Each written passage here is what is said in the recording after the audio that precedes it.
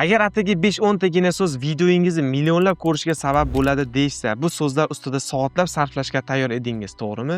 Ha, 5-10 tagina so'z esa sarlavha deyiladi. Ammo men juda ko'plab youtuberlarni yomon sarlavhalar bilan o'zlariga zarar yetkazayotganini ko'raman. Bu har doim sodir bo'ladi. Ular videolariga kunlab mehnat qilishadi, soatlab muqova dizaynlar ustida o'tirishadi. Lekin sarlavhani shunchaki keyinroq yozaman deb yoki videoni chiqazayotgan vaqtida hayollariga nima kelsa, shu yaxshiroq ko'rinsa, shuni yozib qo'yaverishadi. Lekin sarlavha aslida siz o'ylaganingizdan ham muhimroq hisoblanadi. Hatto bitta sarlavhani o'zgarishining o'zi videoingizni portlatib yuborishi mumkin. Shunday ekan, keyingi 8-10 daqiqa ichida men youtuberlar sarlavhalarida yo'l qo'yadigan 5 ta eng katta xatoni tahlil qilib, ularni qanday tuzatishni ko'rsatib beraman. Eng keng tarqalgan xatoliklardan boshlaymiz. Odamlarni videoni bosib ko'rish uchun sabab bermaslik. Bu achchiq haqiqat. Agar odamlar videoni bosishmasa, demak siz yetarlicha qiziqish uyg'ota olmayapsiz. Masalan, Azrahimov YouTube kanalini olaylik. Ular 3 yildan beri iqtibos podkast qilib keladilar va biz bitta videosini ko'rib chiqsak bo'ladi. Ko'pchilik bu videoni 1% ichiga kirish deb nomlagan bo'lardi albatta. Ammo Aziz aka bunday qilmadilar. Ular 1% bo'lishingizga bu harakatingiz yetmaydi deb nom qo'ydi. Qaysi sarlavha sizni ko'proq qiziqtirdi endi ayting? Albatta ikkinchisi. Nega?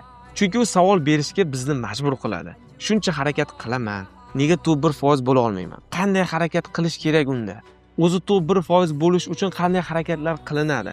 Bu savollar loop ochish, ya'ni miyada tugallanmagan fikrlarni hosil qilish deyiladi.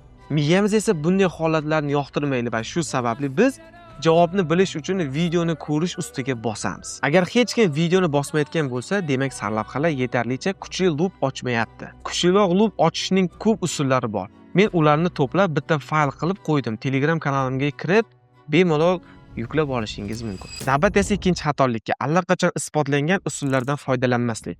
Siz yangi qiziqish uyg'otuvchi sarlavhalar formatini ixtiro qilishingiz shart emas. Hatto eng muvaffaqiyatli youtuberlar ham sarlavhalarni havodan olmaydi.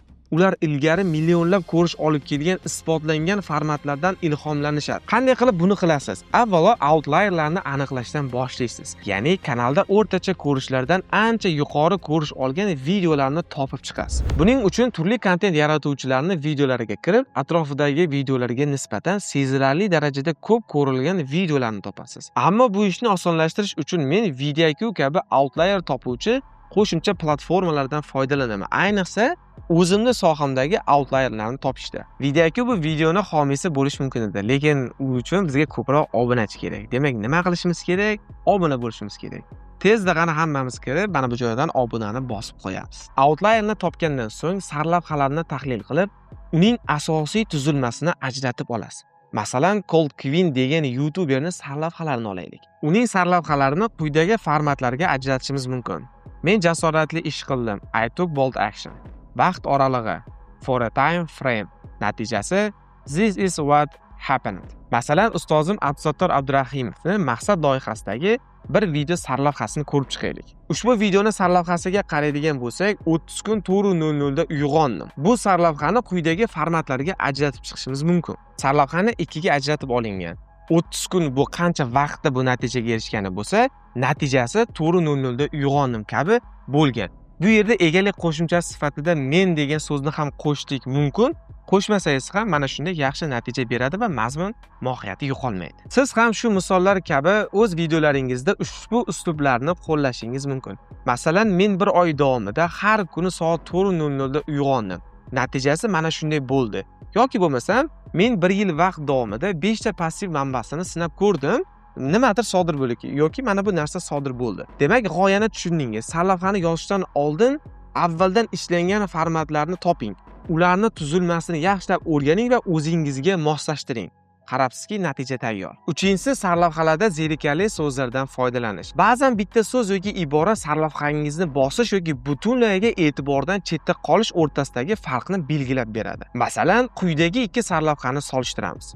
YouTube videolaringizni qanday suratga olish va tahrirlash va ikkinchisi YouTube videolarini qanday qilib professional darajada kinematik tarzda suratga olish va tahrirlash. Birinchi sarlavha noaniq va ilhomlantirmaydi. U faqat videoning nomi nima haqida ekanligini aytadi xolos, lekin bosish uchun sabab bermaydi. Ikkinchisi esa atigi bir nechta so'z yordamida videoni yanada qimmatli, sifatli va tomoshaga arzigulik qilib ko'rsatadi. Bu power words, ya'ni kuchli so'zlarning kuchi hisoblanadi. Ular sarlavhalarning ma'nosini o'zgartirmasdan uni yanada jozibali qiladi. Sarlavhani kuchaytiruvchi 4 ta toifa bor. Umumiy so'zlar, nufuzni bildiruvchi so'zlar, shoshilinchlik hissini beruvchi so'zlar va eksklyuziv beruvchi so'zlar hisoblanadi. Ammo bu yerda haqiqiy sir shundaki, har bir yo'nalish, ya'ni nishalar o'ziga xos power wordlarga ega. Masalan, ingliz auditoriyasi uchun moliyaviy yo'nalishlarda brok, millioner, passive income kabi so'zlar ko'p ishlatiladi. Fitness yo'nalishida esa shredded, transformation, fat burning kabi so'zlar ko'p uchraydi. YouTube ga video qilayotgan vaqtingizda o'zingizni power wordlaringizni topish uchun o'zingiz kontent qiladigan sohangizdagi eng yuqori ko'rilgan videolarni tahlil qiling va takrorlanayotgan so'zlarni kuzating.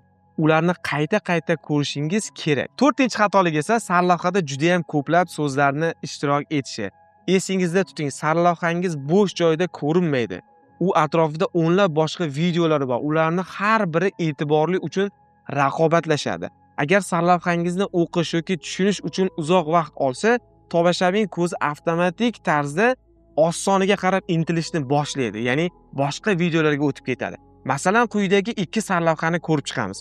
Odamlarning ko'pchiligi ikkinchisini tanlaydi, chunki uni o'qish osonroq bo'ladi. Ideal holatda sarlavha 55 ta belgidan oshmasligi kerak, ya'ni har bir harf joy tashlanishligi va belgilar bu bitta belgi sanaladi. Shuni eslab qoling. Biroq uzun sarlavhalar ham ishlatish mumkin, faqat ularni to'g'ri tuzishni bilish kerak. YouTube'da so'zlar tartibi o'ta ham muhim, chunki odamlar so'zma-so'z o'qishmaydi. Ular ko'zlarini shunchaki yugurtirib, ya'ni sarlavhalarni tezda ko'zdan kechirib yuborishadi xolos.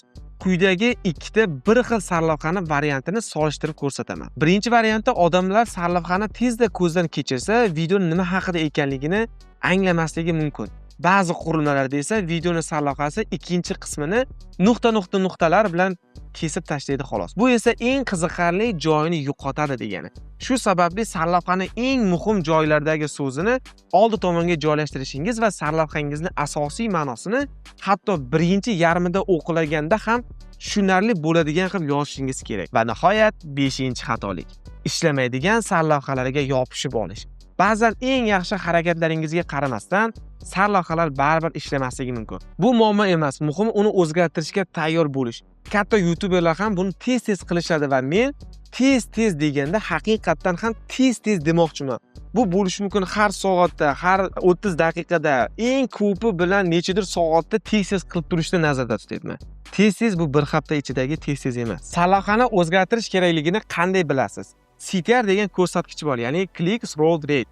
Bu bosish darajasi degani va impression ko'rishlar sonini ko'rsatkichlaringizdagi sizga berayotgan analitikadan kuzatib boring. Agar ular dastlabki 24 soat ichida o'rtachadan past bo'lsa, demak sarlavha va muqova yetarli darajada ishlamayapti degani. Qaysi elementni o'zgartirish sizni o'zingizga bog'liq. Lekin sarlavhani o'zgartirish muqovani o'zgartirishdan ko'ra odatda osonroq bo'ladi va tezroq bitadi. Agar CTR va impression o'rtacha bo'lsa, video odatda qancha vaqtdan keyin ko'tarilishini kuting. Ayrim kanallar uchun bu 2 kungacha bo'lishi mumkin. Boshqalar uchun esa 1 hafta yoki undan ham ko'proq bo'lishi mumkin. Bu endi kanalning yo'nalishi, videolari va umumiy nishaga bog'liq. Masalan, mening o'z videolarim odatda 8-10 kun ichida o'sishni boshlaydi. Shuning uchun men katta o'zgarishlardan so'ng keyin buni qilishni boshlayman. Agar o'zingizda bu usul qandayligini bilmasangiz, YouTube Studioga kirasiz va mana bu ekranda ko'rsatayotgan ko'rsatkichni tekshirasiz. Grafikdagi egri chiziqlarni qayerda o'zgarayotganligiga e'tibor berib tahlil qilishni boshlaysiz. Har doim ham sarlavhani o'zgartirgandan so'ng darhol natija ko'rmaysiz.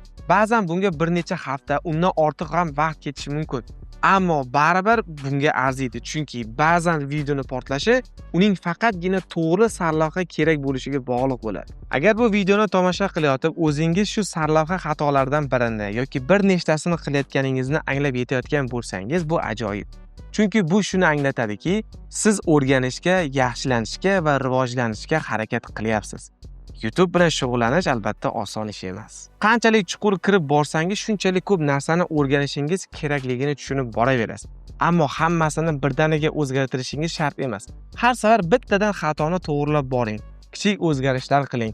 Har bir orqaga qarab qancha yutuqqa erishayotganingizni ko'rib kuzatib boring va qarabsizki, natija juda ham ajoyib bo'ladi. Bu video sizga foydali bo'ldi degan umiddaman va YouTube bo'yicha o'rganishni davom ettirmoqchi bo'lsangiz, keyingi videolarda men mukammal YouTube muqovasini qanday yaratish haqida aytib beraman. Darslarni o'tkazib yubormaslik uchun esa obuna bo'lishni, like bosishni va izohlarda albatta o'zingizni fikringizni yozib qoldirishni unutmang. Bu esa videolarni ko'pchilikka yetib borishga o'zingizni hissingizni qo'shgan bo'lasiz.